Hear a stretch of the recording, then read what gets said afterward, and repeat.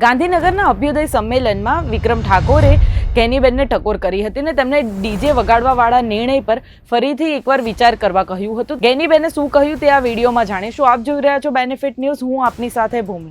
અને એટલા માટે આવનાર સમયમાં મહિલાઓની રોજગારી કઈ રીતે વધે એ વ્યવસ્થાને વિચાર કરવાની પણ અત્યારે માંગ છે.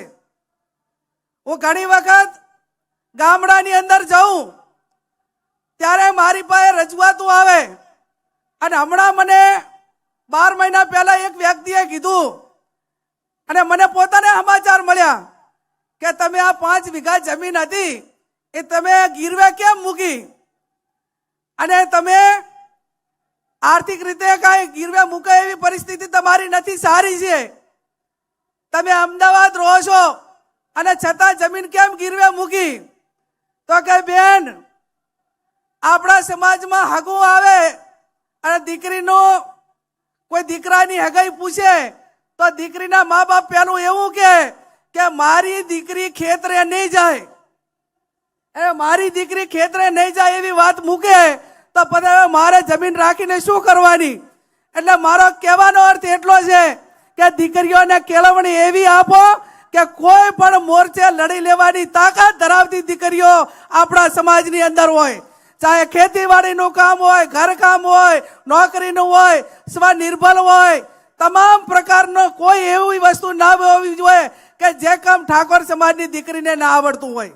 એની સંપૂર્ણ રીતે કેળવણી થાય એ આ વર્તમાન સમયની માંગ છે. ત્યારે આજે આમ તો અમે દિયોદરથી શરૂઆત કરી હતી. બધાએ તમે બધા એમ કહેતા, આ ઓડિયન્સ તમે બધા બેઠા સમગ્ર ગુજરાતમાં કે અમારે બધા અમે નીચેવાળા તો બધા એક છે, પણ તમે મોટા મોટા માણસો બધા ધારાસભ્યો, માજી ધારાસભ્યો, બધા મેન આગેવાનો છો, સમાજ સેવક વાળા બધા, એ બધા એક થાય ને તો અમને કામ કરવા માટેની મોકળાશ મળે. એટલે એની શરૂઆત 2 વર્ષથી દિયોદર મુકામે કરી, બનાસકાંઠાએ કરી, અહીંયાથી કરીને બીજા સંમેલનો થયા અને સમાજના ખર્ચા એ ઓછા થાય, સમાજ એ આર્થિક રીતે બરબાદ ન થાય એના માટે કરીને ઉત્તર ગુજરાતના 3 જિલ્લાએ સામાજિક બંધારણ જે તૈયાર કર્યું એ બંધારણ સમગ્ર ગુજરાતના ખૂણે ખૂણે દરેક જિલ્લાની અંદર આવું બંધારણ એ વિસ્તાર પ્રમાણે થાય. એ પણ આવનાર સમયની અંદર તમામ સ્ટેજ ઉપર બેઠેલા તમામ આગેવાનોએ અને આપ સૌએ સાથે મળીને કરવું પડશે.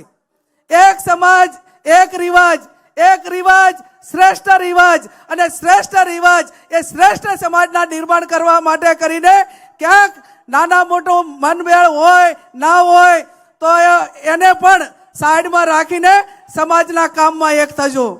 મારી પાસે વિક્રમભાઈએ માગણી મૂકી અને એમને વાત કરી કે બેન આ ડીજે વાળાની એમની માગણી છે, એટલે હવે આ જે બંધારણ એ કોઈ ગેનીબેને નથી બનાવ્યું, સમગ્ર ઉત્તર ગુજરાતના 3 જિલ્લાઓએ સાથે મળીને બનાવ્યું છે.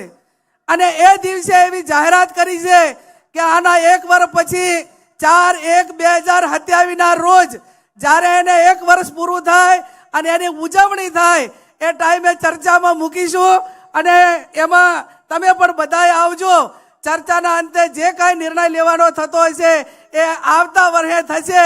પણ હાલ તો મેં કીધું એમ કે આ બજેટ પસાર થઈ ગયું છે એટલે હાલ એને કોઈ વિચારણામાં વ્યક્તિગત રીતે લઈ શકાય એવું નથી.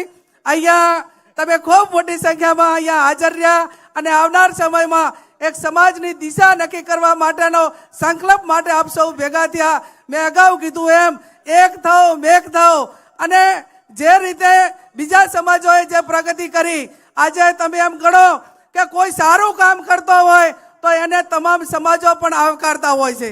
તમારું શું માનવું છે આ વિષય પર તે અમને કમેન્ટ સેક્શનમાં જરૂરથી જણાવજો. આવા જ વિડીયો જોવા માટે જોડાયેલા રહો બેનિફિટ ન્યૂઝ સાથે. લાઇક કરો, શેર કરો, સબસ્ક્રાઇબ કરો.